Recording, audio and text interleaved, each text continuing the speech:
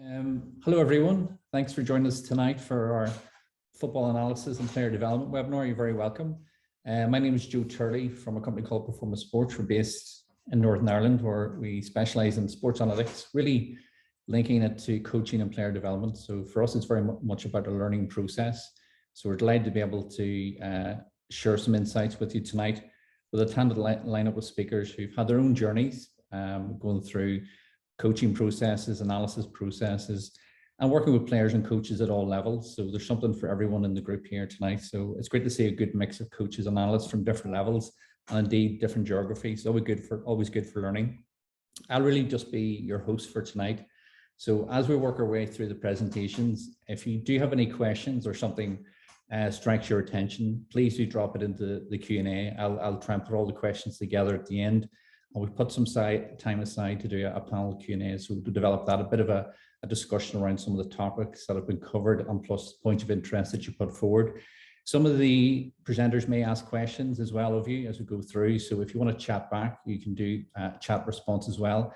Both the Q&A and the chat are options within your own Zoom interface, so you can interact and respond back to questions as we work our way through. First up, we have James Goodman. So James is actually first team analyst with Carrick Rangers. So they play in the local leagues here in the Premiership. He's also the analyst with the Academy, Player Development Academy with the IFA in association with UEFA and Belfast as well. So James is going to talk about pathway analysis and areas around that. So it'll be a really interesting area of discussion. So I'm going to pass over to James and just help steer some of the presentation as we go. Okay, so thank you everyone, and I hope you enjoy the presentation. Well, thank you, Joe, for the warm welcome and for inviting me to do this. It's an honour. As Joe said, background in terms of first team, and I've been a coach and a manager at sort of first team and reserve team level. And at this moment in time, I find myself as an analyst within the IFA Academy in association with UEFA. So that's a residential scheme for 14 to 16-year-olds where they go to school and they'll also have football sessions in the afternoon and other sessions to help build on their skills. So why analysis? And I think there's three parts of this. The first part is it's part of the coaching process. So it's getting the children, getting the players used to having this and being familiar with it, so that when they come into a first team environment, they're familiar with it already, and they're used to, sorry if you go back, Joe, and they're used to burning on their knowledge there. The second part is motivational and confidence building. And the third part is holistic development process. Now, I'm not going to touch on too much of part one. I'm going to touch a little on part two, but the main core of what I'd like to talk about is the holistic development process and how we use analysis within the academy as part of a holistic development process to touch on many areas of their life and their development. So what we do is it's all underpinned by research. So research has shown that a high performance environment should promote an athlete focused environment where approaches are employed to promote players' own learning and their own development. And high performance doesn't necessarily mean at the elite level or international level. For me, it means just maximizing the potential of the group that you have, or more importantly, the individual that you have. At the development stage, it's focusing on the individual and how far they can go. If you just go to the next slide, Joe, it's maximizing their potential. You know, within a team, you're not going to get a team of 14, 16-year-olds, etc., break in and stay as a team throughout their lives and careers. It's making sure that those individual players maximize what they can do. And if you do a one-size-fits-all approach, then you're not going to be supporting your players to the best of their abilities. And it's helping to make sure that you maximize your players and help to get them to their potential. And that's where this can play such an important part. So a good way to introduce the players to analysis is by focusing on positives. So here we have Chris, who's highlighted some clips of his super strengths, and he's presenting them back. So he's used Performa to tag couple of the matches that he's played in, and then highlights what is it about him that makes him a good player. Why is he part of the academy setup? What is it he is particularly good at, and why then? What is his unique skill set? And getting him to explain that and talk you through it in an informal one-to-one setting. And from there, then you can have different conversations and focusing about the how and the whys and the what are you doing here and the what ifs, both with a tactical and a technical emphasis. But I think it's important that he identifies those strengths and recognizes what is that about him. And it's something then that you as a coach might not recognize yourself, you might not agree with him, but it's his point, it's his viewpoint and where he's coming from. So making it a positive experience, focusing on his positives, and then that's a sort of a jumping point from there about, okay, that's where he sees, that's where he wants to go. What can we do to help him improve on those strengths and to get him even better and to stand out, and what support does he need? And it doesn't have to be an hour-long journey. It could be a 10, 15-minute conversation before or after training. But having them there and him recognizing his own strengths and looking at the video footage and picking out his clips and recognizing why and what he's doing that's important, and why is that working for him.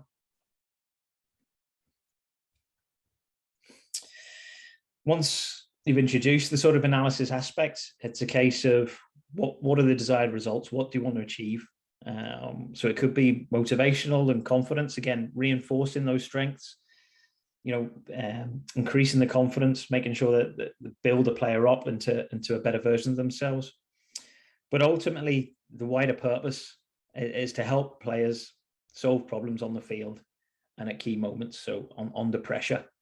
And I think the language here is particularly specific. It's facilitating the ability of players. So really, you are the assist tool. You are the function to help the players achieve that themselves, rather than pointing and directing. It's how you can facilitate the ability of players to learn, and what can you put in place for them to find their own solutions.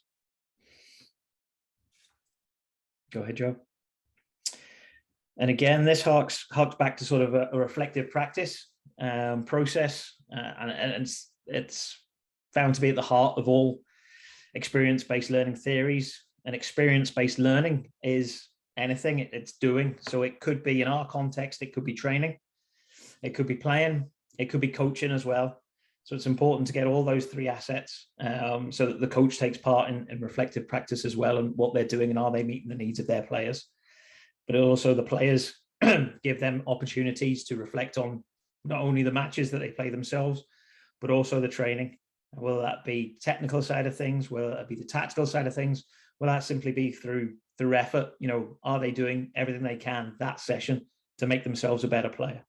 And how can they go ahead and do that? Go ahead, Joe. So the different types of reflection: in action, on action, and retrospective action. So a lot of the analysis focuses on the bottom, the branch there of retrospective. So it's occurring outside of the action present. So it's after the match, it's after training sessions. What can we do? What have we done? What can we do better? On action is within the action, but not to the midst of the activity. So it's having a break at training. It's reflecting at halftime, reflecting immediately post-match. So it's within the time of the situation of the game, but the effort, the moment has passed. It's what can we do going forward? And in action is where really we want the players to be honed in. So it's in action. So whilst they're training, whilst they're in matches, how do we get them improving their decision-making skills? How can we get them to help themselves to make an action, to make a difference to the situation based on what they've learned retrospectively and on action? Go ahead, Joe. And what the analysis does in this role of player development, it increases the coaching intervention opportunities. It gives players a chance to improve their critical reflection skills. And the more intervention opportunities, the better critical reflection, the better the chance of continual improvement.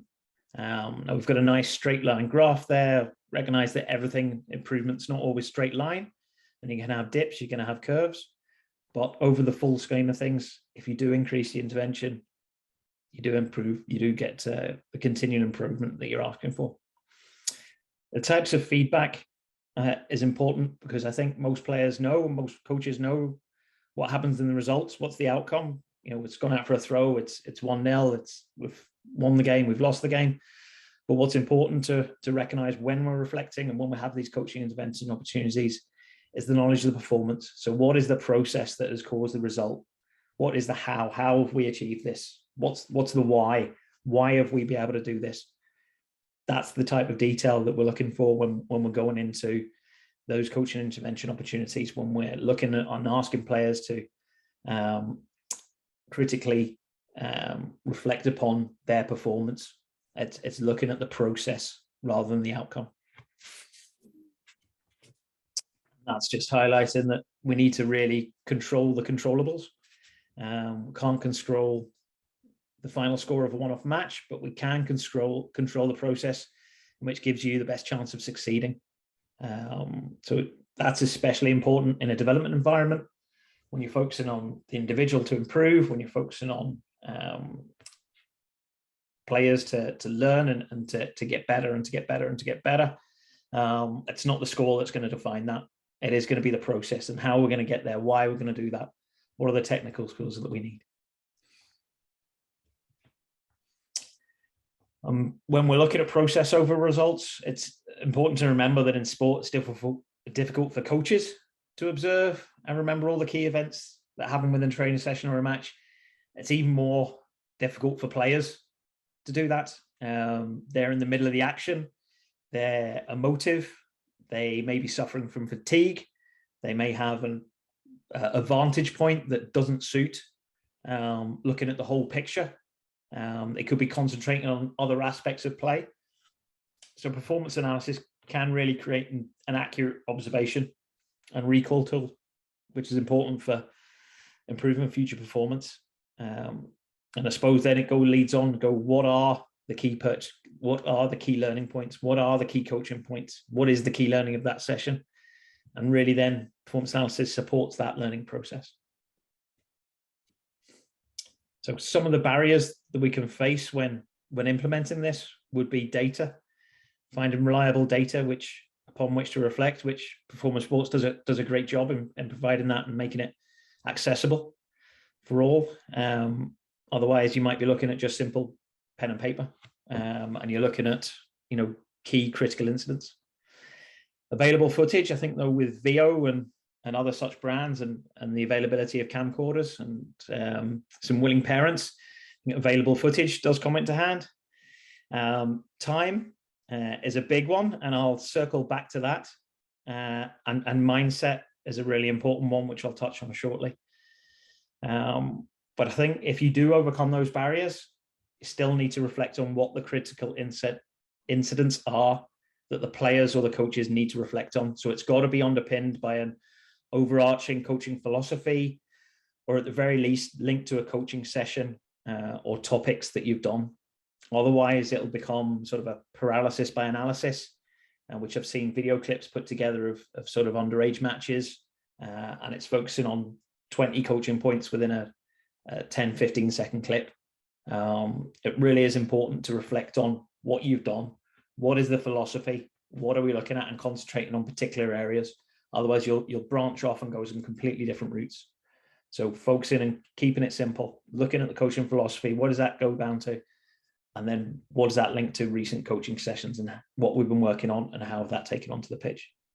And we're talking about mindset. We're encouraging and we're empowering players to have that growth mindset, to look at their mistakes, to accept the challenge of wanting to get better, to wanting to get higher up their own ladder, to want to learn new things, to want to improve, and to be inspired by the others within their group who they can see improving, rather than the sort of negative fixed mindsets and thinking, no, here, I'm good enough already. I don't need to get any better, or, I'm best in the group here. It's fine. I'm okay. It's challenging those mindsets and looking to get that growth. And if you've had the conversation with the individual, about the individual action plans and their strengths and weaknesses, and you've agreed a way forward, then you're focusing on the achievement of them and their goals. And then you're able to create a positive learning environment and cater to the needs of all their athletes, but individually, rather than having that one size fits all approach. So you're having that all together, so you know exactly where the individual is and what they need and what support they need. And then that helps themselves to develop holistically and to develop the independent athletes. So example of something that we've asked one of the players to do, or some of the players to do, is to take a look at their own performance. So Joe, if you just go on to the next slide, sorry. So here's a clip from one of our goalkeepers looking at the distribution in one of the matches they played, and then answering just a few simple questions about that. So we can see there from the graph, what did they well in the match? They had a high percentage of successful short passes to the right. What would they like to improve in that match? Using the left side of the pitch more often, being more confident in the left foot to do so. And then you can delve further, and I'll have those questions with the keeper. What's the impact of our team if you don't do that? Well, the opposition is going to close us down our right-hand side and force me to the left. So what's going to happen there? Well, we're going to lose more position higher up the pitch. So it's really important that we get this right, isn't it? Yeah, no, it is. So it's him coming to that conclusion of why it's important that he improves a particular side of the game, rather than the coach saying, right, we need to work on this because of that. It's having the data and them working them out for themselves, and then being able to then support them in achieving that goal. Okay, so how can I help you get better on your left side of the pitch? What do we need to do? Do you want to do extra sessions? Do you want to focus on a distribution drill today? What is it that we need to do to help you to get where you need to be? And that way, sorry, well, no, actually that's fine where it is. That takes the responsibility away from the coach and onto the player, which, if you look at the barriers, and we're looking at one of the barriers being time, and you're looking at individual players, if each individual player's looking and taking on that responsibility with support from the coach analyst, then that saves the coach analyst time and gives the players better support. There is time needed then from the players, but then the ownership on the other side, if the players have their own ownership, then they start to look for their own solutions. So they're taking a bit of time and investing in themselves, and then that helps them in their ability to identify their own faults and being able to correct their own faults. That then will help and is more enjoyable for the players and helps them to take ownership of their learning. Okay, they can fix it themselves instead of waiting for the coach to, or maybe not fix it themselves and come on with an intervention. If they can spot those things earlier, they don't have to wait for a coach to break it down individually. Go ahead, Joe. So here's Theo. This time we've got a few peers in with him, and he's discussing some of his best bits and some of the bits he'd like to work on through one of the Victory Shield matches. So again, he's used Performa there to clip his own images and to discuss that he's chosen. So he's got a free reign, not limited in terms of, you must pick X, Y, and Z. He's got the game. He needs to pick out what he wants to feed back to us, and then justify why he's feeding it back to us. What is it about his game that he likes? What's good? Both looking at the technical and tactical aspects and what he'd like to improve. So again, this would be in a different context. So rather than looking at the super strength and superpowers, this is looking at the context within a competitive match, within a tournament. Okay, this has happened. How are you going to, what have your key learnings from this match, from the competitive side, and how can you share that? And then you've got sharing of learning there with his peers, who will in turn step up and discuss their best bits and bits they'd like to improve. So using this athlete-centered approach, if players produce their own solutions, they're more likely to use them in competition. So instead of your players reacting during competition, you want your players to react during competition instead of remembering what we've told them, remembering the coaching points. To do that, there's milliseconds lost, there's time, and performance is much less flowing. So we want the players just to react, to do as they do. So they need to get their imprint and their come up with their own solutions. and then they're more likely to be used in competition much quicker. And how do we increase the retention rates of those coaching principles?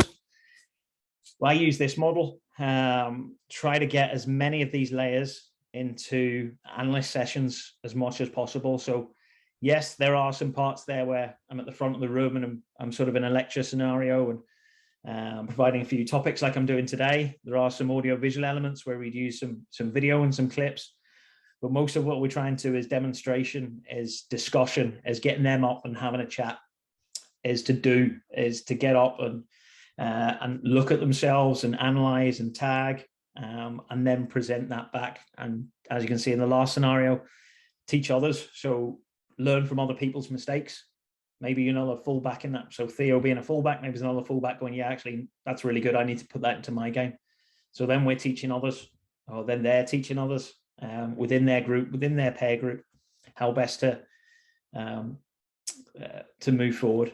And again, using this model, you're attaching both, you're getting active learning in, but you're also suits the members, or the players rather, with auditory and visual and kinesthetic learners. So all the different types of learning, and you're trying to get as many retention rates as possible. So in these clips here, you can see players looking at the England team, the year 2000 team. So Sancho, Foden, etc. And working in groups and identifying in and out of possession trends, what formations they use, what strengths and weaknesses they use, what would they be aware of? So if they were playing England's 2000 team next week, what are their strengths and weaknesses in and out of possession? How would they combat that as a team? What would that mean for the individual in possession there? So you can see Josh and Bobby. So we've got two centre halves. So what would that mean from their centre half point of view? What would they need to be aware of? How would they line up? What spaces would they need to leave? How high should they press? What does formation change mean for them? In groups, discussing it, coming up with their own solutions, and then presenting back to the rest of the groups who have similar topics, but different scenarios within that video clip. So encouraging the discussions, practicing the doing, and then teaching the others to, again, formulate the best retention rates of the learning process. Just in summary then, how we use analysis within the academy. We try to create an athlete-centered environment, use academic evidence, using the best practice for that, focus on the achievement of the players' goals. We help create a positive learning environment. We try to make it as holistic as possible to develop the independent players. We encourage the players to take ownership for their own learning, as they can become too reliant on feedback. And if they produce their own solution, more likely to use it in competition, and it's a more enjoyable environment for the players. Thank you very much, James. That was very insightful. I know I've noted down quite a few points and a couple of questions. Maybe I'll throw at you at the end. Appreciate that. Thank you. Thank you very much, Jeff. Our next speaker is Daniel Simpson. I first met Daniel, I think you were an academy analyst at the time at West Brom. It's going back a bit. So you've been through different environments and different levels, of course. He's currently with the Football Association as a game insights analyst. So I'm going to pass over to Daniel. And again, I'll just help steer through the presentation. Nice one. Thanks, Joe. And thanks, James, as well. I think you've actually, well, you've met here or not, I don't know, but you've teamed me up really nicely with providing some really great theory around analysis and how to apply it to individual player development. I really enjoy listening to that. Hopefully now what I can do is take your work there and kind of go through the full process of, first of all, how we decide what data we need to collect and how we're going to collect it, before then transferring that into the coaching process. Little disclaimer for you, I've got a 2-year-old upstairs who's currently crying and refusing to go to bed. So that's not me secretly sitting here crying as I'm presenting to you.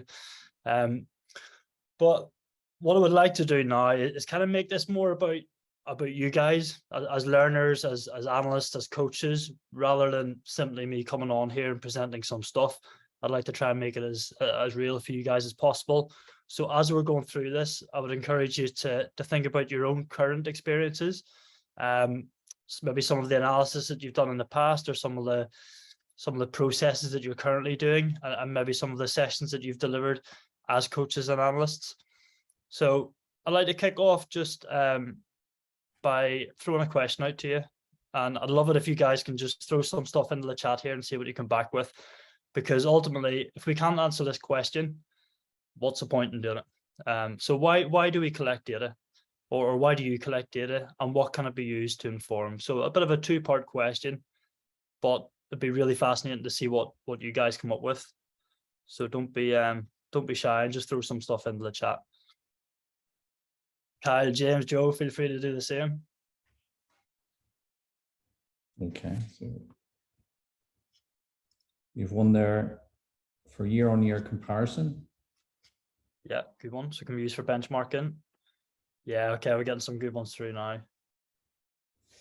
Year-on-year comparison. So benchmarking is really important. Important to understand where your players are now and where your players are in the future to see if they're developing properly or maybe not as much as you'd like them to. To help players develop and correct bad habits early. Yeah. Reference points, so all quite similar. Trends, massively important. Something we keep track of at the FA quite a lot. De Niro Cueva, interesting one. So objective, numbers do not lie. Interesting concept that. I think you can be correct, but also we need to be very clear on what we're looking for, which is what we're hopefully going to look at now. What I've not seen, and I know Kyle's going to touch on this later, but what I've not seen so much of is the coaching process itself. So having a look at yourself as coaches and see perhaps some of your coach behaviors and things like that. Yeah, Joe, if you want to crack on with the presentation, we'll get moving.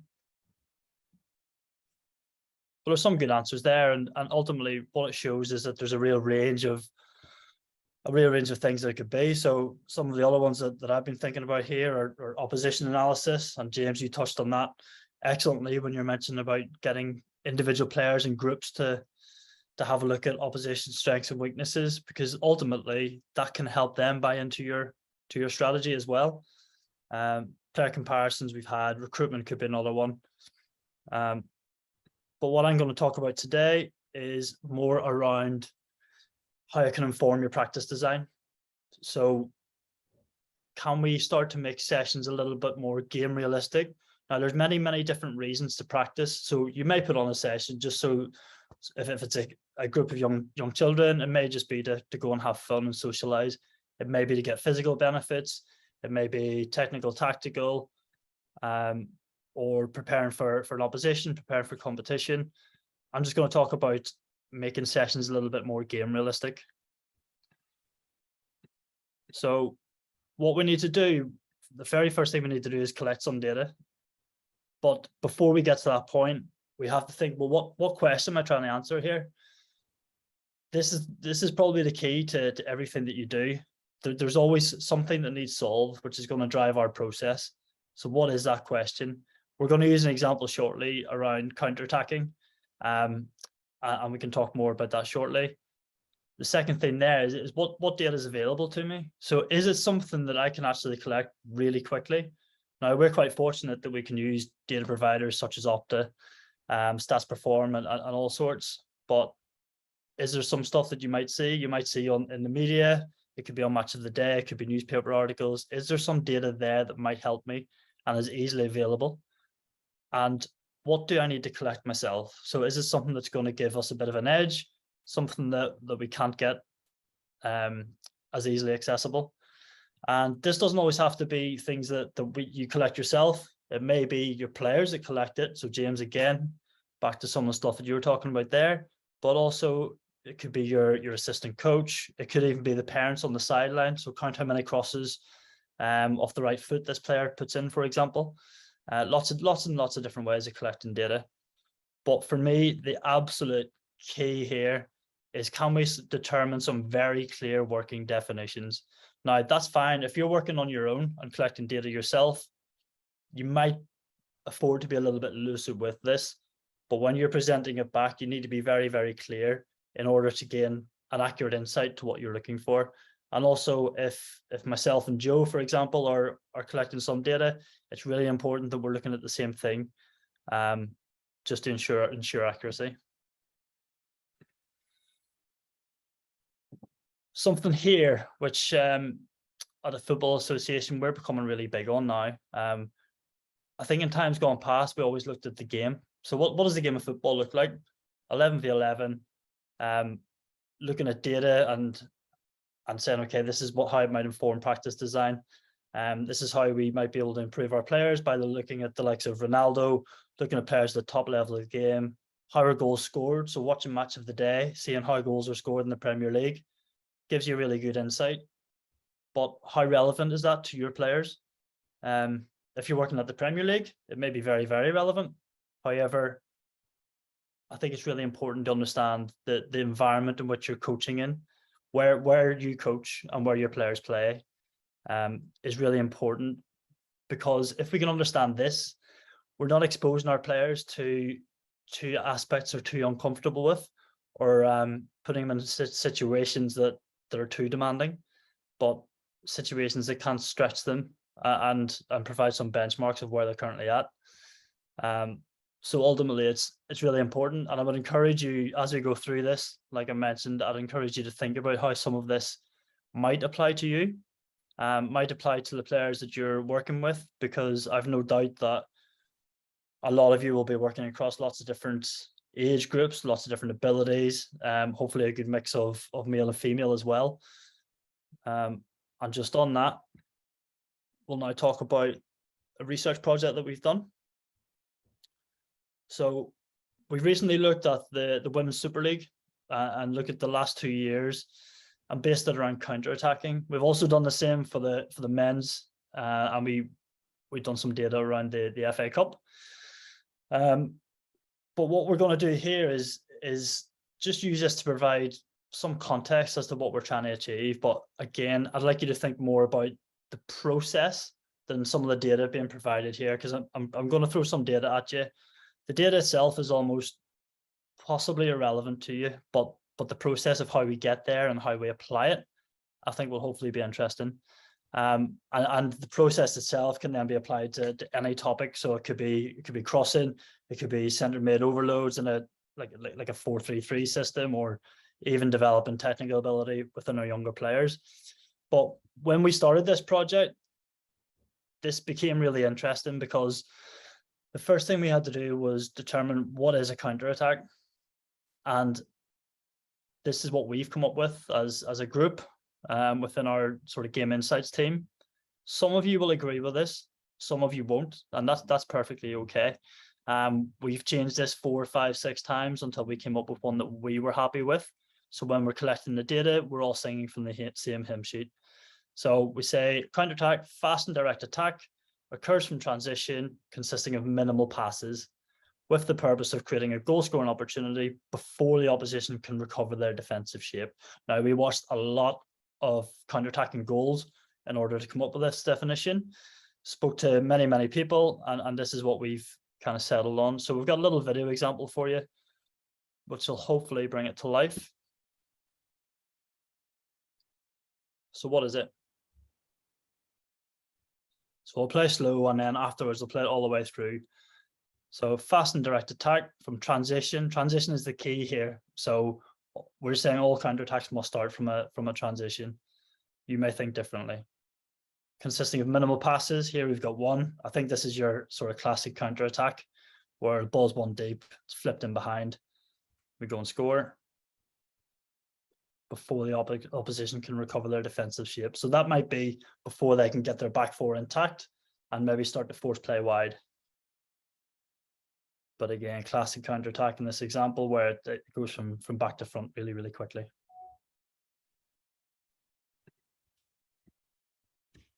So what data do we actually collect? An interesting one for me, if you just flick on there, Joe, an interesting one for me here. If you think about practice design, if you put your practice design head on here and you think about a build the attack, so we're in the build the attack phase, playing out from the back, whatever way you want to describe it. I've seen a lot of sessions like this that start with goal kicks or from the goalkeeper, but actually 68% of all transitions start from transition. So winning the ball back, that's how possession starts, 68%. And bear in mind, this is Women's Super League. So again, have a look. What is this in your context? It may be slightly different. It may be similar. 78 transitions per game on average. So what's really important for this then, if the ball's won back in this way 68% of the time, what is your strategy? So what's your team strategy? Is it to break as quickly as you can, or is it to maintain possession, or is it to develop your players so they're able to recognize and choose which moments to break quickly or maintain that possession?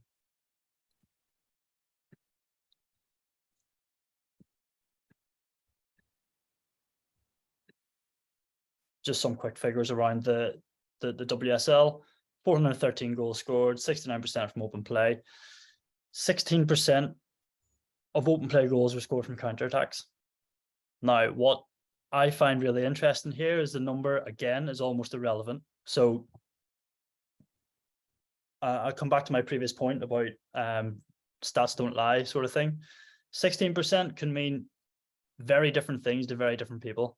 If we look at Arsenal in the Women's Super League, they play a very high possession game. So as a result, they may not score as many goals from counterattacks compared to a Birmingham City who concede possession a little bit more, but then may have an opportunity of scoring more on the counterattack. The key here is your context. So within your team and the players that you have available, would you be happy with 16%? Or is it something that you would like to be higher? And again, like I say, this can apply across any topic, really. The next thing we then looked at is where counterattacks start from. So 63% in the women's game start in the attacking half. I think the idea of a traditional counterattack is often maybe even a corner comes in, it gets headed away, very quick break, and we go and score from deep. But that happens a lot less. When we apply our definition within this league, 63% score from the attacking half. And you'll see there as well a large cluster in that sort of zone 14, that golden area. And again, the data just gives us a number, but we then have to look as to what that might be. And in this case, it's almost an over insistence of playing out, which I think we see a lot through youth football as well, and encouraging players to take risks. Within the men's game, this figure is much lower, and that may be that they're more willing to mix it up. So under pressure, okay, we're just going to sack this off and maybe play in behind.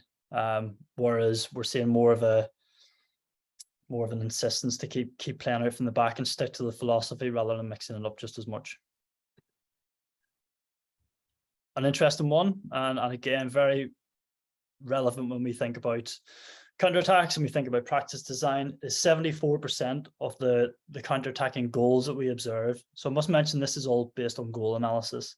74% of the goals we observed start and stay central. So the ball's won in a central area and stay central. And we work off zones. So lane 1 and 5, your two wide areas. So we're talking here lanes 2, 3, and 4, those middle zones. Only 26%, so 1 and 4 feature wide play. And that could be the ball's one wide, or I know before I started this project, one thing I was thinking, some of the practices that I've seen, a transition occurs, the coach throws the ball in, it goes wide, players break, get into the box, cross, and a goal. But actually only 1 and 4 feature wide play. So again, impact on practice design.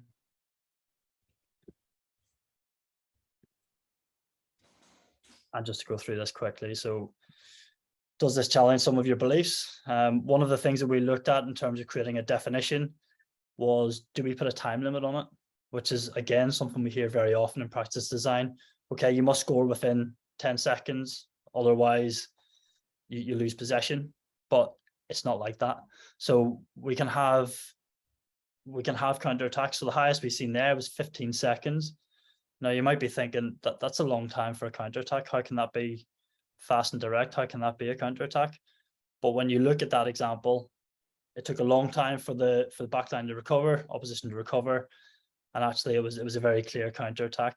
Or you get those classic ones where you nick it, you go really quickly, and you score straight away, sometimes without a single pass. But again, just thinking around how this might affect some of the constraints that you might put in place during your sessions. And I got to say, this is my favorite one. So when we look at when the ball gets won back, so of that 68% of transitions in counter-attacking goals, as the ball's won back, 57% of the time, the defenders have a numerical advantage. In the men's game, it's much more around equal numbers. But only 19% of the time do attackers have the advantage. And again, I've seen lots of sessions, and I'll hold my hands up and say I've put on lots of sessions where you throw a ball in, and you see this a lot with wave transitions and wave attacks, where you have 3 attackers against 2 defenders. From a game realism point of view, it might be slightly inaccurate to do that and not completely realistic. However, if we look at the players' diet, we're not saying that the defenders always have the advantage. It's important we're working on each of these, but maybe we might think about structuring our practices a little bit more to kind of hit more on that defender's advantage. However, there is the argument as well that if you're working on a finishing practice, then you might want to have more of an attacking overload just to get more shots. So ultimately, the topic of your session and what you're trying to achieve is really important, but we need to actually give some consideration into some of the key outcomes and how we might achieve them through the practice, through some of the constraints we put on, could be through the area size, etc. One thing that I've not put in here is that 50%, so this is fascinating, 50% of all counter-attacking goals are scored from exploiting space in behind the opposition back line.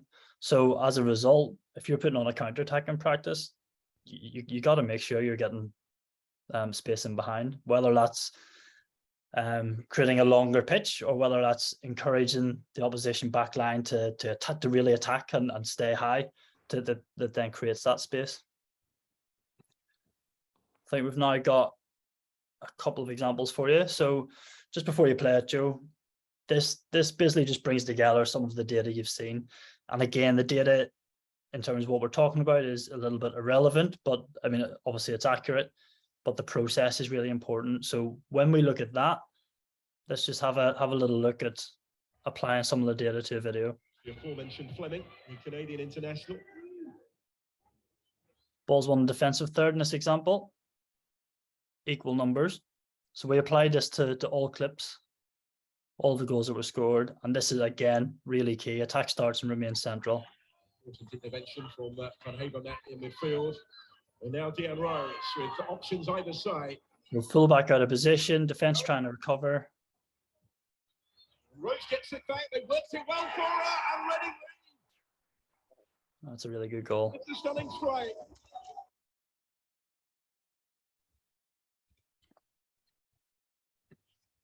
And I think, yeah, I've pretty much touched on this as we've been going through, but just to provide a little bit more context and information, I guess. What do we do with all this? we get all this data and we collect it and it's great. Look at this. I didn't know this. This is really interesting. But actually, if we can't impact our players and our coaching and our game strategy, playing philosophy, whatever it might be, it comes back to that first point. What's the point in collecting this information? So if we're going to try and make more game realistic practices, we have to think about how we can expose players to experiences. So in this example of a counter attack, can we prepare our players to deal with breaking fast against more defenders than attackers, if that makes sense, and navigate these specific moments in the game? So as the game's gone on, I think it starts in this case, it starts before the counter attack. So can we recognize moments in the game where opportunities might arise to do certain things? If we can help players with that, then I think we're on to a winner. Just helps direct the players' attention and again helps them notice this important information as it emerges. But also it helps us observe. If we set up our practice well, it allows us an opportunity as coaches and analysts to take a step back and really observe what the players are doing, early understanding what's being asked of them.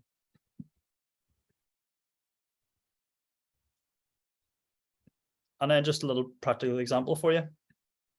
So what we're going to do here is try and take all the information and the data that I've shown you and apply it to a session. So the most important thing here is that we start from a transition. Now, I've got the ball at the goalkeeper here, but it may be that it's just gone through. The goalkeeper's now picked it up and we're playing. So 9v9, 3, 4, 5, 6, 7, 8. Yeah, 9v9. It could look like 11v11, where what we've done here is we just dropped out a fullback and dropped out a midfield player. So that would kind of replicate the defense, the back line, trying to get back in and recover. In this case, we'll be working with the yellows. So the blues must play through that mid zone. And the reason for that is to encourage the yellow team to nick it in central areas, because that's where majority of attacks start from. So encouraging that to happen. If you just flick on for us there, Joe. Yeah, some more information here. So blues must play through that middle zone to get into the attacking half. Yellows, their job is to protect the ball going forward. So their job is to protect that middle zone and protect the ball being played forward. Recognize opportunities where they can intercept or tackle. When they win the ball back, then it's just play what you see. If the opportunity is there to go and counterattack, then do it. What this does as well is create scenarios where players are out of position on transition. So we would encourage that blue team to be really expansive.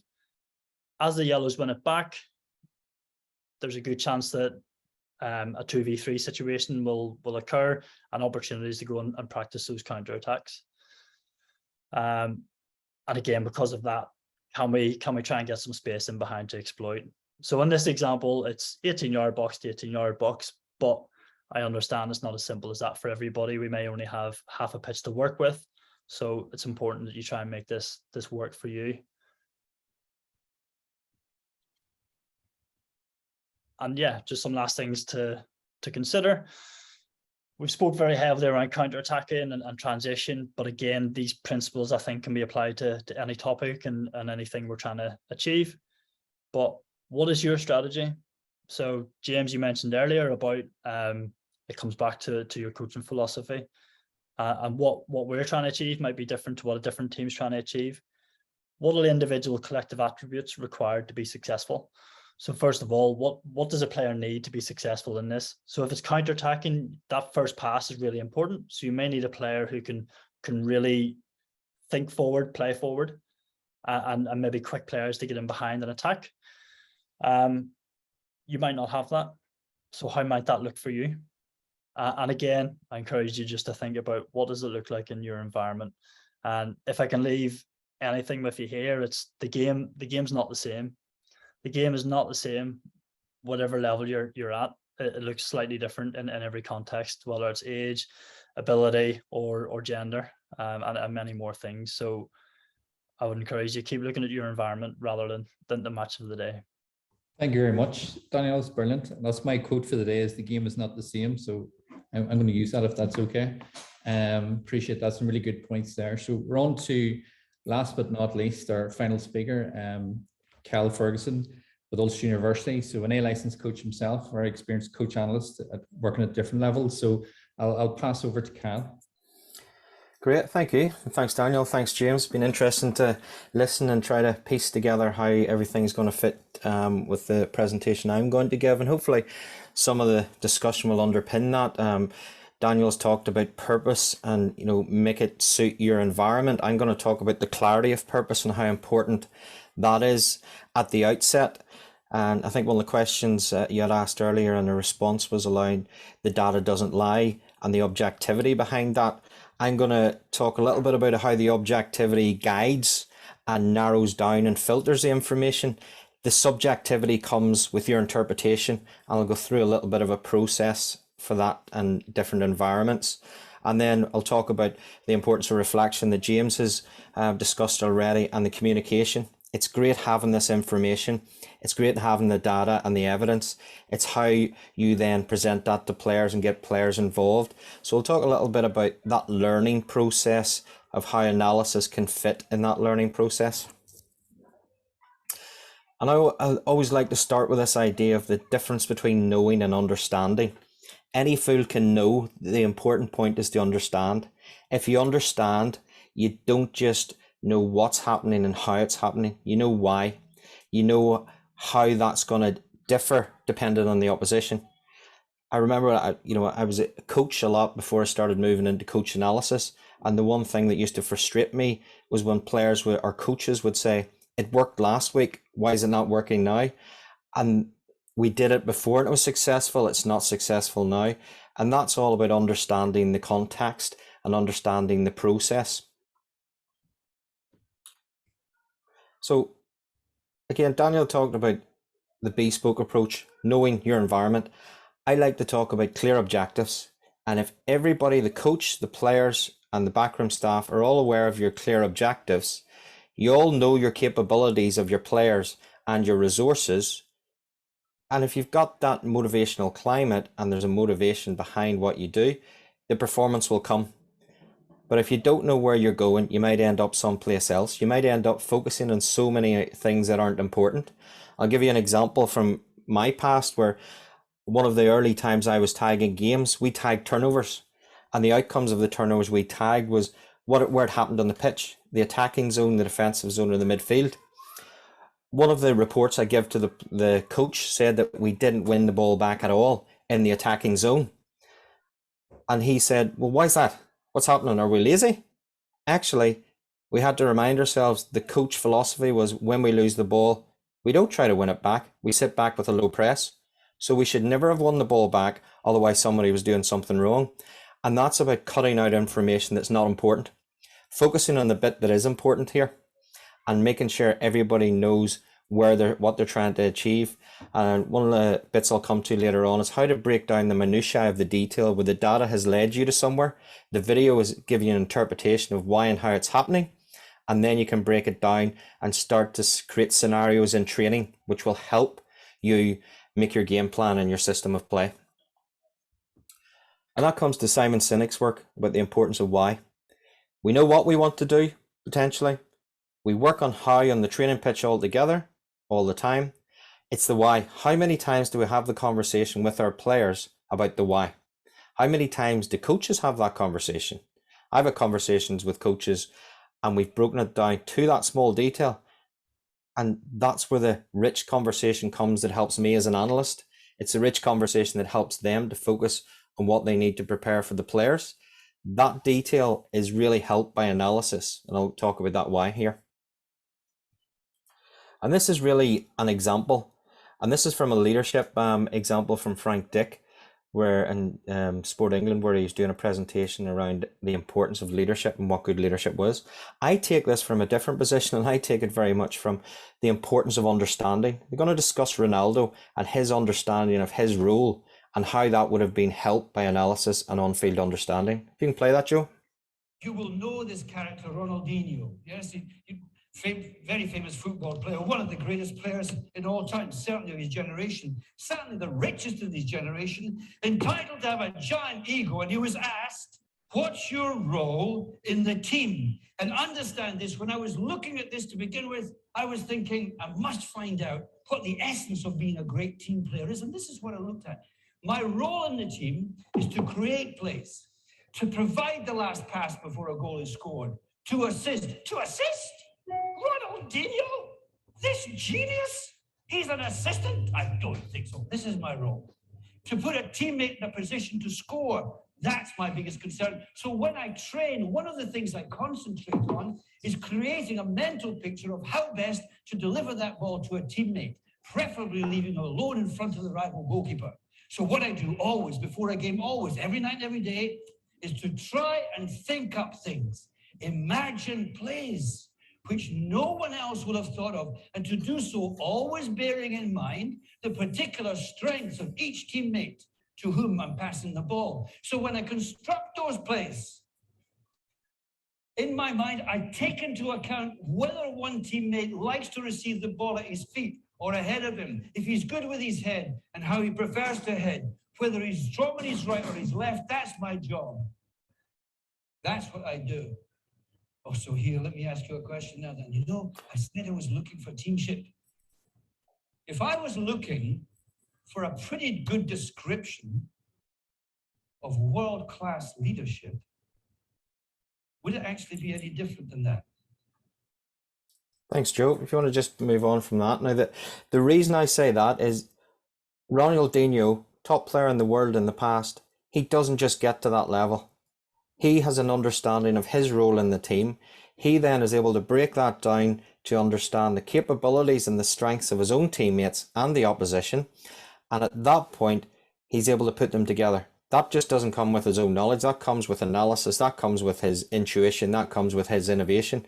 But if you can understand that level moved around the whole team, so they clearly understand as a player their role, the responsibilities, and how to take advantage and create competitive advantage and use your own team's strengths. As a coach, you would love all your players to be able to do that, and you want your players to develop those world-class strengths. And that's someone who really has been able to do that. And certainly analysis can help players get to that level, as James talked about earlier, by understanding their own strengths and their teammates' strengths. But to hear somebody talk in that clarity of purpose about their role and how they can then improve on the pitch by focusing on the strengths of their own team and the opposition's weaknesses. So for me, when I talk about analysis, I talk about the player-centered approach. Using performance analysis allows a coach to create an environment for players and coaches to improve, to help structure their observations, to enhance both the coaches and players' learning, to improve performance through presenting the right information in the most appropriate way to stimulate learning. Now, these are all rules of thumb, everything I'm going to talk about, because there's black and white and results matter in some environments. So learning is slightly deprioritized. But again, analysis helps with creating a framework to guide your observations, as I said. The objective data that you create, the objective data that someone like Daniel is able to put together and bring together, that gives coaches an area to focus on. That guides where they put their priorities. Then they look at their own systems of play and their own strategies, and they fit that into that information and try to use it as best as possible. It identifies areas to learn and develop. Analysis then facilitates players and coaches to clarify their understanding and reinforce key principles. So we can reinforce things by showing it on analysis. We can put it in the iPad, show it on the football pitch, and then they can go and put it into practice. But they can also test a player's understanding. How many times will a coach say to a player, do you understand that? And they'll say, yes, gaffer, totally understand. And then they'll go out and do something different. This is about testing that knowledge using analysis off the pitch so that you know what's going to happen on the pitch. And the last bit's developing an approach to communicate your findings to promote learning and development. So the tool in this case is the data or the pitch views that will show or the video examples. Using that, I tend to move away from the lecture room altogether as much as possible. As James said, it's only there as a starting point. We want to do as much as possible in a nice environment on the pitch. The iPad in Performa Sports allows you to move things onto the football pitch. It allows you to have them on the pitch involved in a warm-up activity, for example, then come over, watch a 5-second clip, and then go back in again. And that's where we get the best opportunity, is when we have players who are in that motivational climate and see it not as a stick to beat them with, not as a carrot, but as a learning tool, and a learning tool that's integrated into their training. Go ahead, Joe. So when I look at the process of integrating analysis within coaching, we have to look at the coaching cycle. When you have a performance, which is the game or the training, in this case, I'll say that performance is the game. You observe that as a coach. You and your analyst then analyze it. You've got to interpret it, you plan it, and then in this case, I would say your preparation is your training, and then you go back round again. The observation gives you an opportunity to reflect. So if you're observing that retrospectively on a video or live in a video, you're reflecting on it. The analysis allows you an opportunity to identify key points. But again, you need that process that Daniel's talked about. Rather than looking at a full 90 minutes, what's our priorities here? What are we trying to identify, and how did we do? The interpretation allows you to define it. The planning brings the clarity. And then your preparation is your training. That's reinforcing the key points. And the best bit is you've got the evidence to support it. So you're not just putting a video up and showing a one-off example. For players, you're given that evidence that reinforces what they're saying with data and videos, and then working it out on the pitch. So purpose flows from your philosophy as a coach, your guiding principles, your purpose of what you want to do. You then create your strategies and your systems of play. You break that down into your objectives of what you actually want different players to do in different scenarios, and you use analysis and you use training to make that happen. You then monitor that with very specific KPIs, and that allows you to create individual action plans for players as well as the team. So analysis, to me, the starting point, you have your guide, you understand your context, as already been said today, that influences what you can do and your capabilities. You have your purpose of what you want to achieve. You then put that together to create your baseline understanding and your baseline knowledge. So therefore you've got markers to measure from. You measure that data, but I always want a key priority anchor statistic or key priority anchor way of playing, and then we can validate it. And the example I'll show you in a few minutes is one team I've worked with in the past were very keen. Their anchor out of possession was to win the ball in wide areas. How they could win the ball in wide areas because of the way they played and the way some of their top opposition played, they wanted to use that as their counter-attacking, starting in wide areas and forcing them into those wide areas to try and take advantage of it. So I'll go through an example of that later. Go ahead, Joe. So the considerations is, what information do you want? Why do you want it? How are you going to use it? And the important thing for me is the data just can't sit there. The videos can't sit there. They have to be linked to what's happening in training. How does it align to training? From a resource point of view, how long is it going to take to get it? If it takes too long, it's probably not going to be worthwhile, or we need extra resources. How do you define everything? I've asked many people to define a cross, and some people will say it's when somebody gets in the end of it. Other people will say it's when it's got into a danger zone. Other people say it's got into a danger zone at the right time when somebody has an opportunity to get in the end of it. All of those different scenarios and different definitions will give a very different data collection. Ultimately, the big part of analysis is it allows you to have player passports, permanent record of results that are linked to your way of training. So you can see how players fit into your schedule. You can see how potential players would fit into the way you want to play. You would also see how interventions in your training has had an impact on a player and whether your training is efficient. For me, the learning is all about constructive alignment. What do we want our players to know? Be very clear about that, define it. How will we know they've learned? And then finally, how will the players learn themselves?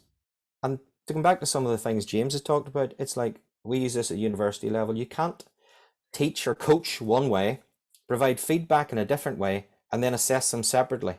We couldn't have a coach going out and saying, okay, we're going to go out on the pitch today, we're going to train. I'm only going to give you feedback by talking to you, and then I want you to do a written exam. That's just not sensible. So what we want to do is understand that analysis can't sit by itself.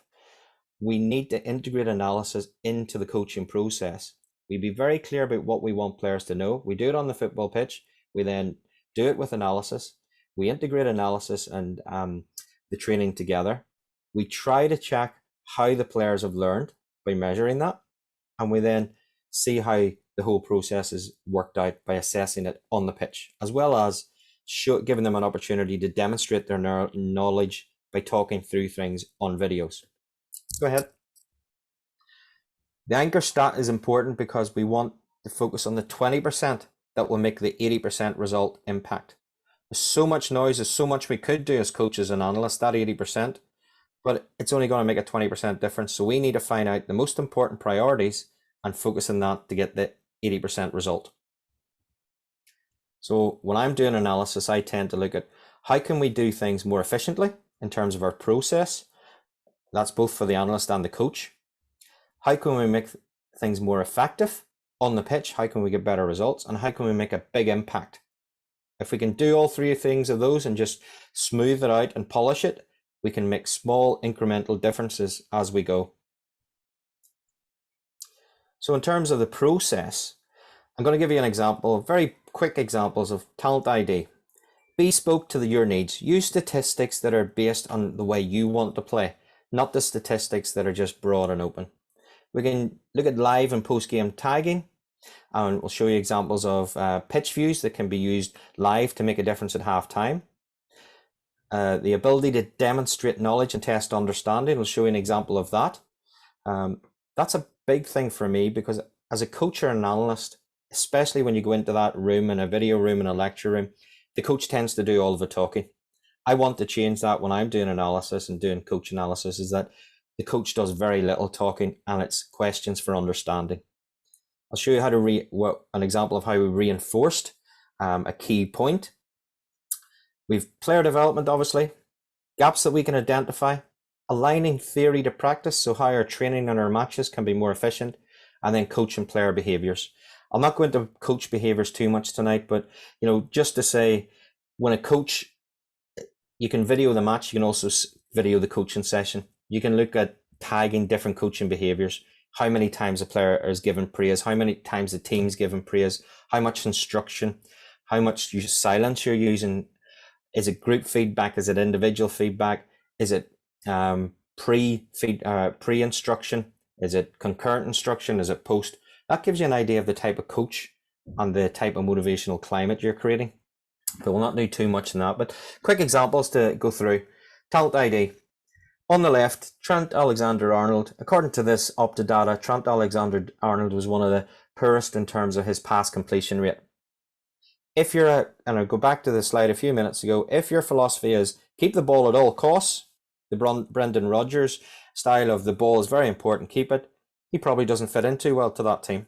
If you look at Liverpool and the way they play, on the right-hand side, he was the best crosser in terms of the crosses to create assists. So 22.3 crosses created an assist for him. So one of the best in the league in that year. That is a system of play. So for Talent ID, you're looking for that particular player to fit into your team. This is an example of something we might do at half time. So a team playing right to left in the first half. This is the origin of where the balls came from on the right hand side of the screen. Green being successful, orange being unsuccessful. And on the left hand side, the outcomes of the final third entries. So green again, they were successful. White was that they scored 3 goals. So I can see a cluster up at the top right of the screen where they have hit 3 out of 4 diagonal balls, created a goal. That will be something we now need to look at a very clear level and say, how do we stop that? Or do we look to cut it out by stopping the ball into feet? So is it the outcome we try to deal with by coming up higher? Or is it the origin where we push our midfielders on to stop that ball being delivered in the first place? But that would very clearly show to me the opposition are trying to get the ball out wide to hit diagonal balls into the edge of the 18-yard line. And that's a very clear graphic I could show at half time for that live game analysis. There's a little clip I'm going to show you. Now, this is an animation which is created after a lot of detail. Just like Daniel said about the research, this was a team we're working with, and what we went into detail was how do we create traps in wide areas? And then we looked at how many times we would win the ball back in each wide area. And then we look at why are we not winning that back and why are we winning it? So just you want to play that, Joe, up to the point. So a 5-man midfield, 3-5-2, who pressures the ball? On that little clip, you can see the pressure on the balls came for the left-sided midfielder. So Joe, if you go back and play that one more time, it's the left-sided midfielder of a 3. We've decided when the ball's played out, should go and pressure that, and then centre forward drops in and a midfielder drops back to cover the space. Again, it's a rule of thumb, but this was based on the players we have. The issue comes when what happens when the ball's recycled.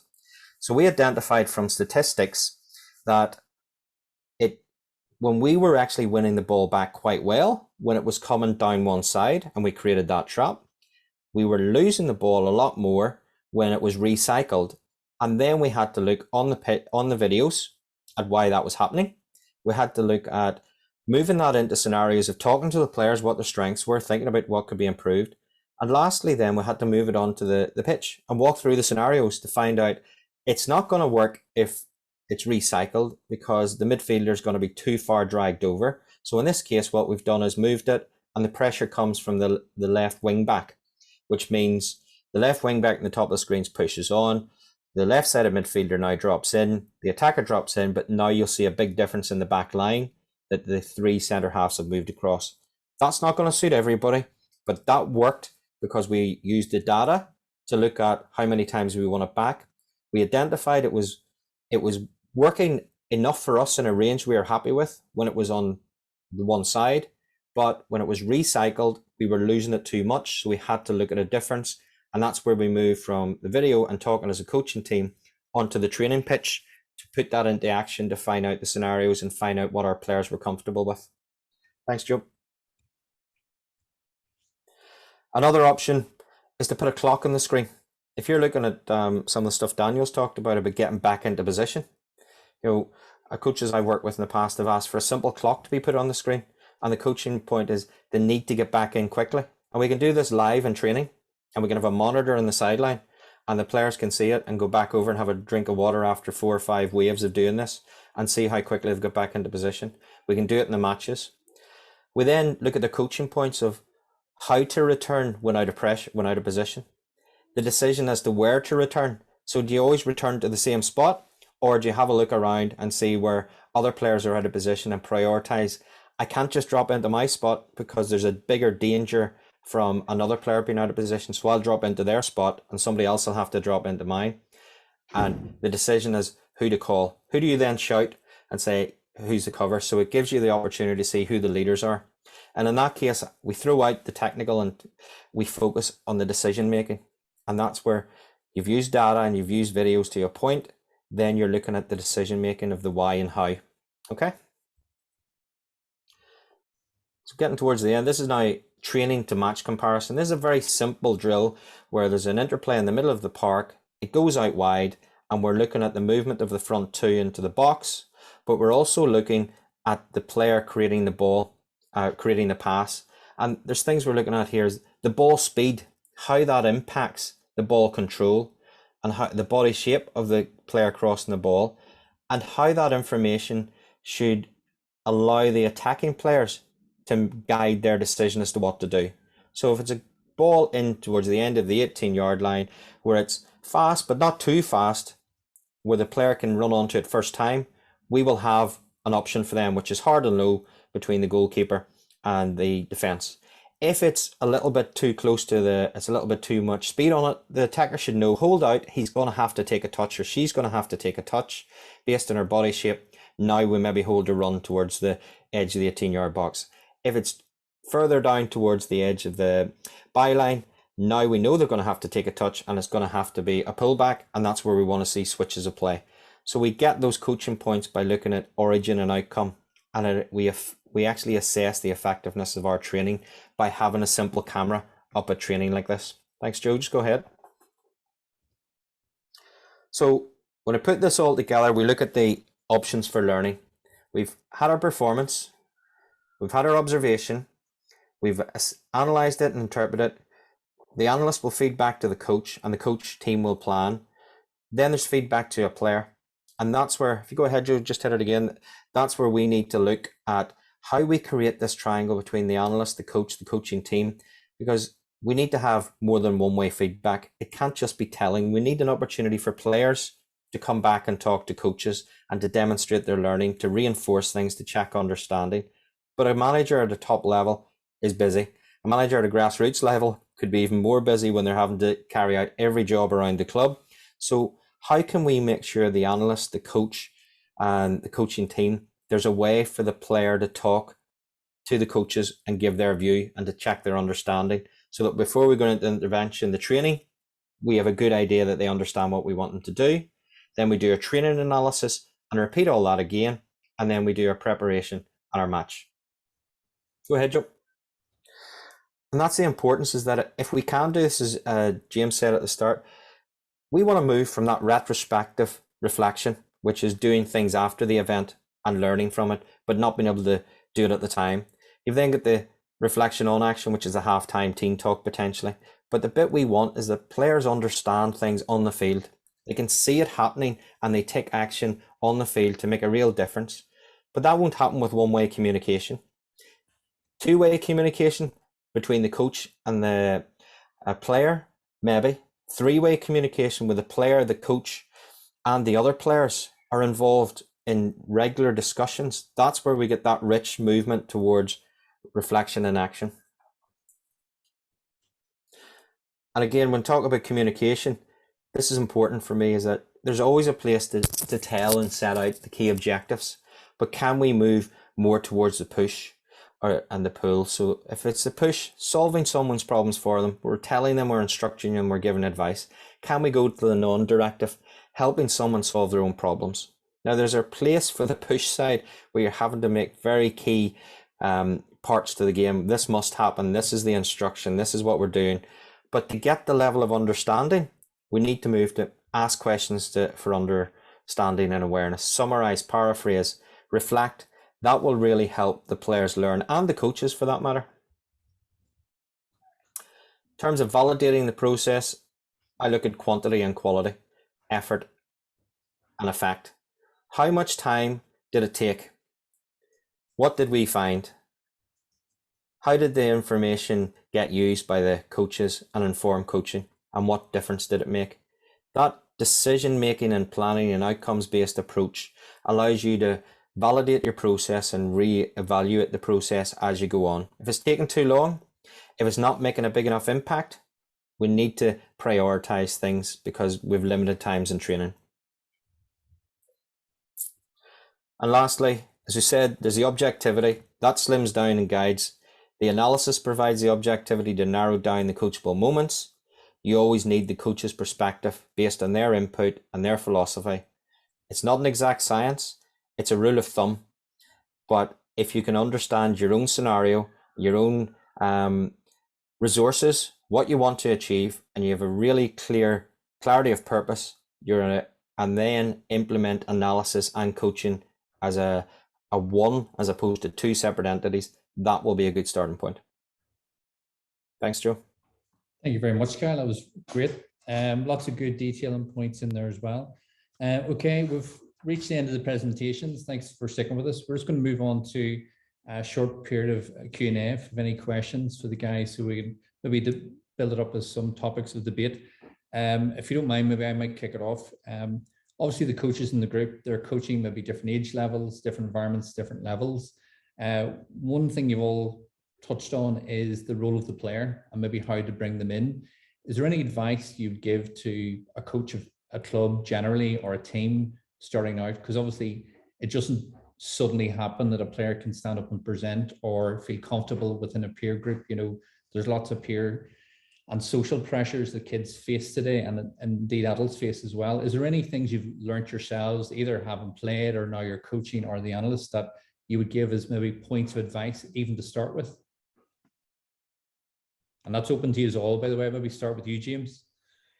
Yeah, Joe, I think what we find and what I tried to do through that presentation is create a comfortable environment. So first off, you know, introducing them to watching themselves back, and then have it back on that one-to-one informal atmosphere, and then having small groups, and then slowly getting the groups kind of bigger as they felt more comfortable. I think as well, doing it, if they are in a small group, making sure that everybody does it. So there's not picking on one person or here it's just me. It's making sure that, you know, they're all in the same boat and they're all doing it. It doesn't matter who does what. And I think the third thing I would suggest is shutting up, letting them say what they want to say, even if they're wrong, or even if you think they're wrong, or something that's not quite right, but letting them have their say so that they're comfortable making their mistakes, and that you're not interrupting them in front of their peers or making them feel bad or anything like that. Yeah, I'll jump in on the back of that if you don't mind, James. I think we have to remember that, especially kids, but everyone learn differently. We all learn in different ways. So one player might not get something the same way another player might. And I think the first few sessions you have with your players are absolutely crucial, because it's an opportunity for you to put on some fun practices, some things they enjoy, and just step back and watch the social dynamic of the group. Who are the most vocal within that group? Who are the organizers? Who are the leaders? Who are more reserved? And there's a big point there that just because someone's reserved, and if it's an analysis session where you're asking for feedback from players, chances are it's going to be the same 3 or 4 that are going to give you answers. That doesn't mean that the others aren't engaged. It's just that they don't feel confident in that environment to speak up in front of the group. So that's perhaps where those individual conversations or the use of analysis where you're maybe dropping clips to their WhatsApp and communicating with them that way. That's how you might draw it out from them. But it's really important that we understand our players to know how to tailor our analysis to the individual to maximize that learning experience. Very good. Yeah, I think the biggest thing I get is just what's said there is know your players, know what their strengths are, know what their preferences are. I've moved away from the first time I'll show an analysis is never in the lecture room as a meeting. I'll always use a WhatsApp group or the closed system to send clips of what's going to be shown that night. So nobody walks into the training room with their peers unaware of what's going to be shown. They've had the opportunity to look at it. They've had the opportunity to see what. And, you know, the other thing is John Wooden's stuff I go back to quite regularly is let everybody know that you're not going to be in an analysis room getting everything perfectly. Everything has to be created to make mistakes. And building that trust to know that everybody will make mistakes and there's no right, wrong answer. It's about opinions. It's about options. It's about learning. And with that, building trust, again, if I go into a new group of players, I would rarely use the footage of them doing something negative. I might find an example online of somebody else doing something similar and say, look, here's an example of two players going for the same ball, two centre halves. Now, we did something similar at the weekend, but how do we fix it? I don't then want to show that example of the two players doing it in front of their peers. We may deal with it later on, one-on-one, but we'll have talked about it in advance. We'll have already shown them the clips we're going to do. We already know what the purpose of the sessions are. So if we can know our players, build trust, and know that mistakes are there to learn from. I suppose it shows the power maybe of empathy of the coaches and analysts to be able to put yourselves literally in the boots of that player and the groups that they're in and what you observe. We've two separate questions here, but they're almost opposite sides of the coin. One is a coach who maybe only has limited contact time. So how do you still incorporate analysis when you only have them once or twice a week? The opposite side to that is another question. How do you risk overloading players with too much data and possibly shutting them off from data altogether? So again, that's open to the group. Do you want to go first, Cal, on that one? Thanks. I think the first thing is you've got limited contact time. You don't want to lose it because the on-pitch stuff's important, but you can increase your contact time virtually by using technology. And it's about building the confidence to be able to do that. So, you know, that example I've showed you of a training session, that will not increase or decrease, the actual contact time. It actually increases it because afterwards I'll send that 2-minute clip of training where we showed the crosses and the finishing, might put a couple of words on it, send it to a WhatsApp group. That's actually increased our contact time without changing our physical contact time. And then what you said about, what was the second question you asked, Joe? The risk of overloading players with too much data. Firstly, as we said before, knowing your players, knowing their capabilities, and then layering information.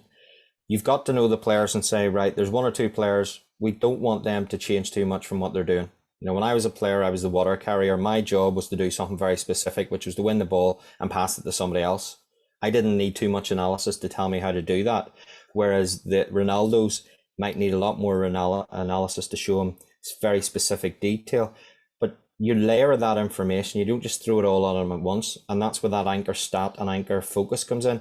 What is the biggest thing we want every player to do in the team for it to focus and for it to work?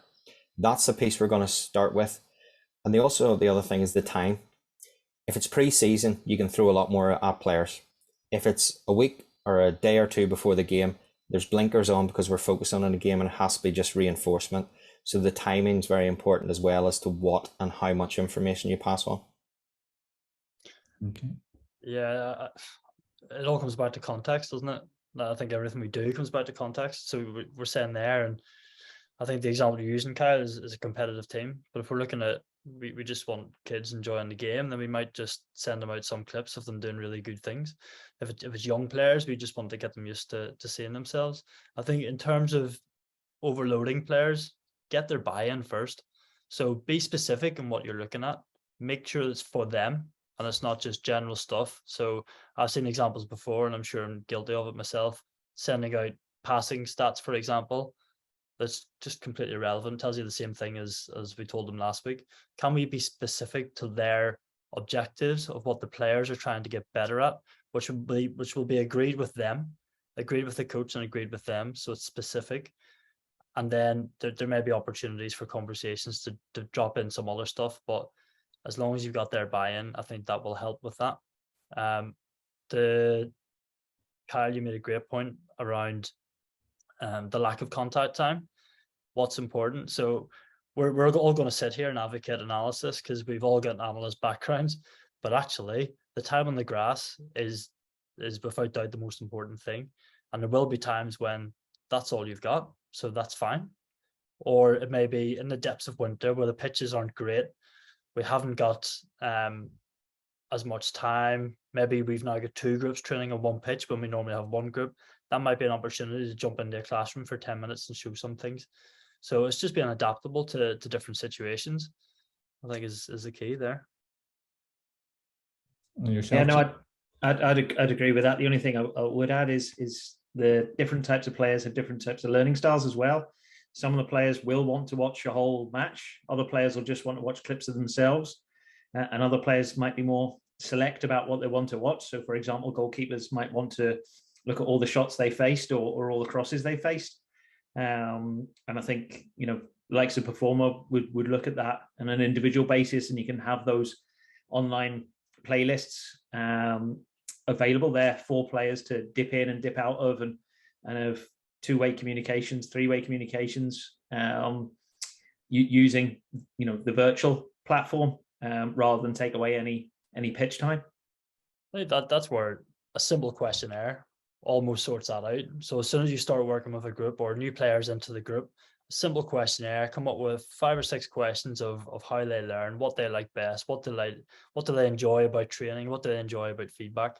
And that'll help you differentiate a little bit better because it's come straight from the player and takes out a little bit of that guesswork. I've another question in here from someone who's currently a coach but interested in getting into analysis, so potentially become like a coach analyst. And they're just asking for advice of maybe where they should start. And would you recommend any type of education? Obviously thinking of the academic route, but obviously would you also recommend practical experience? Curveball. What's the difference? We're both aiming to achieve the same sort of thing. I think now, and especially in the modern game, a coach has to do the analysis stuff.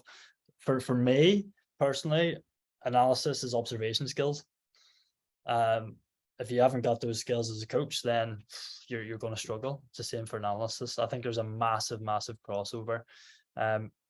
Unfortunately, in terms of analysis, now Kyle, hopefully this is where you're going to correct me here, but there's not a lot freely available, like short courses or things that you can do. Applied experience is by far the most important thing, I believe, and that's where your coaching experience comes in really useful. And then it's just get yourself used to technology and getting to grips with it. The more you do it, the better you'll get. I think you'd like to add, lads? No? Yeah, I think the important thing is getting key concepts, understanding the basics, and getting the guide to this is a process. But there's so many pieces of software out there that you would have to retrain on the software all the time. And you go to a different club, they might have different software. But if you've got the process, you then apply that in the right circumstances. So I would think, the jobs are changing. You've got data analysts now who are just mining data, and you've got video analysts, and then you've coach analysts. And as you say, Daniel, the coach analyst, the observation, the communication is probably very important on that side.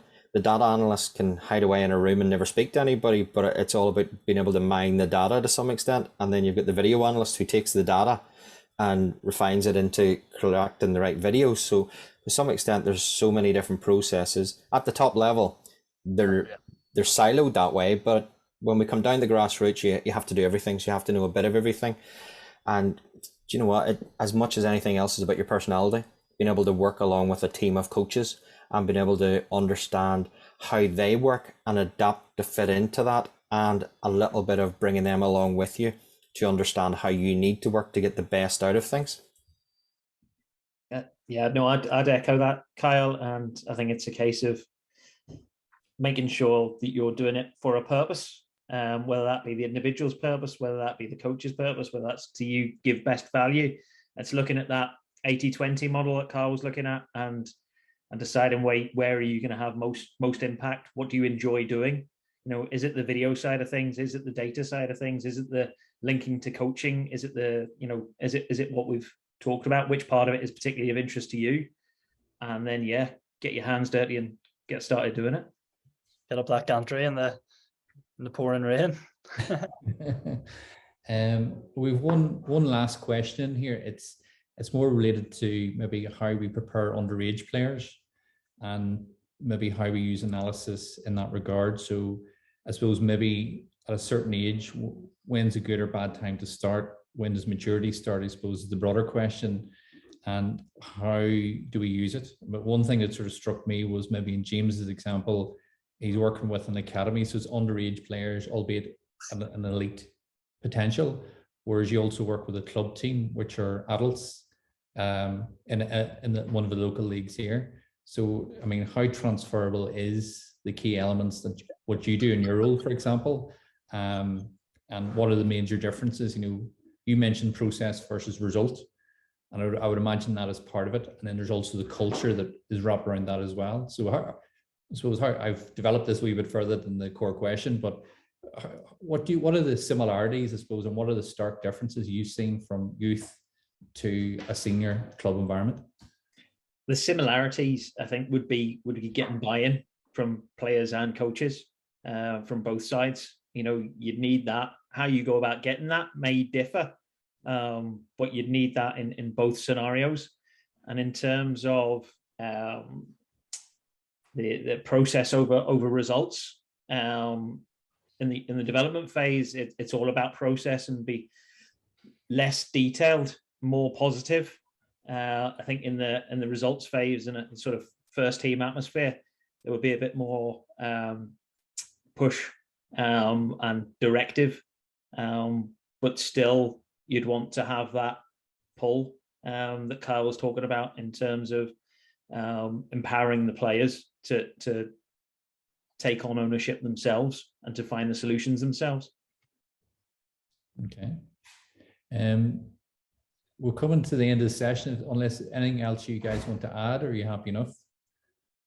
I really do appreciate your time and taking time out this evening. Well, thank you everyone for joining us. Just to confirm, we've had a lot of questions about getting a copy of this recorded, so we will share a video post this over the next few days. We'll get a copy out to you. Thanks for the questions. Thanks for joining us. And a massive thanks to our speakers tonight for taking time out to share their experiences. So thank you all. That's the end of our session tonight, and keep safe and best of luck in your future endeavors in sport. Thank you.